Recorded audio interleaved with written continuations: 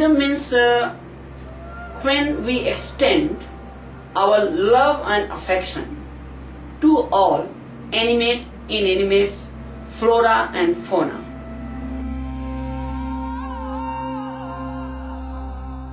So when one follows the principles of morality and does the meditation, he has a very great impact on his society, on his fellow beings and in the world.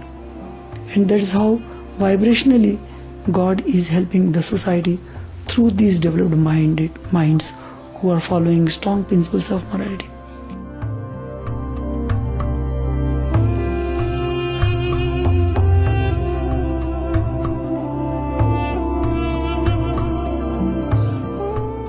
Thank you for joining us again on our noble lineage. We now continue with our show on the compassionate philosophy of Ananda Marga, which requires practitioners to adopt the vegetarian diet. The consumption of only plant-based foods is related to their belief in neo-humanism, which is founded on the basis of love to all sentient beings.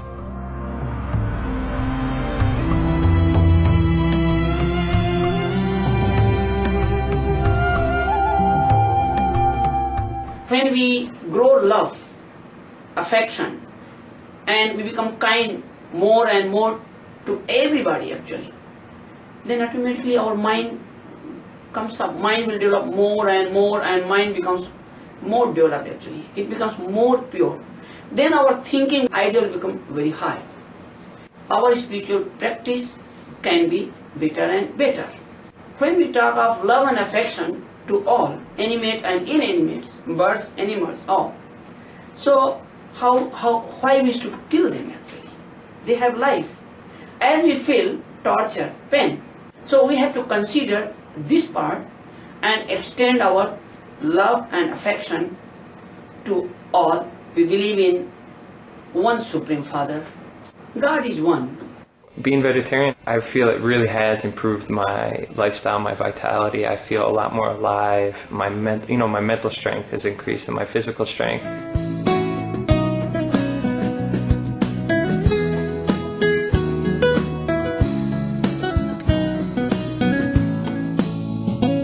Aside from partaking a pure vegetarian diet, Ananda Margis also undergo periodic fasts.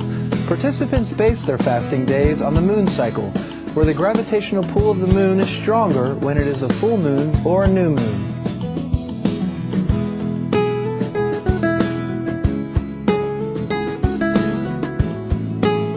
And that affects the liquids. Like it affects the liquids of the sea, it affects the liquids of our body. We're 70% liquids. It actually affects the liquids and the gaseous factors in our body. So they rise up and create a jammed feeling in the mind and in the chest.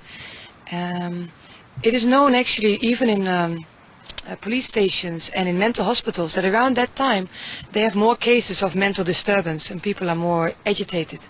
So on those days we don't take any food or any liquids to counterbalance that effect. And at the same time it's a good practice of willpower to not eat or drink from sunrise to sunrise.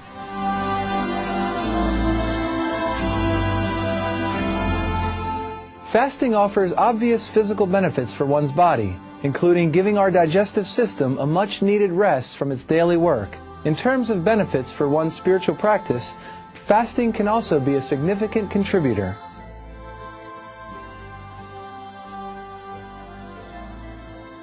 On those days, when one is not engaged in eating and drinking, the mind can go inside more. So it's a very good day for more spiritual practice, to do more yoga, more meditation. Family people are advised to fast 2 days every month, which is more or less 3 days before the new moon and 3 days before the full moon. Whole-timers, means monks and nuns, also fast on the full moon day and the new moon day, because the fasting at the same time reduces the effect of the lower propensities of mind. As Didi Ananda Rashmika advises, it is equally essential to end a fast properly to ensure good health. It's important, actually, as fasting is important to detox the body on the physical level. The breaking fast is just as important. And the first thing to take is always some lemon water with a little bit of salt in order to flush out the toxins.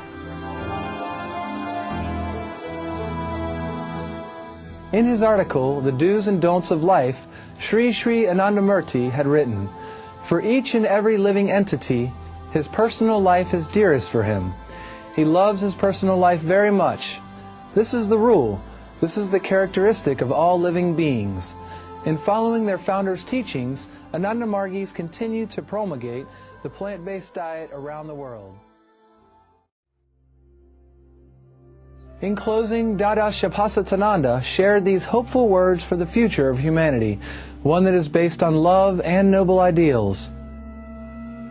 People will understand the materials have only a limited value in their lives. What is the real value in the life is higher moral society, simple living and very high thinking. That will be the general way of life of each and every human being in the future. We thank all Ananda Marga practitioners for sharing their knowledge on their philosophy of being kind to all beings, both human and animal alike. May the Providence grace all your peaceful and charitable endeavors with much success. To learn more about Ananda Marga, please visit www.anandamarga.org.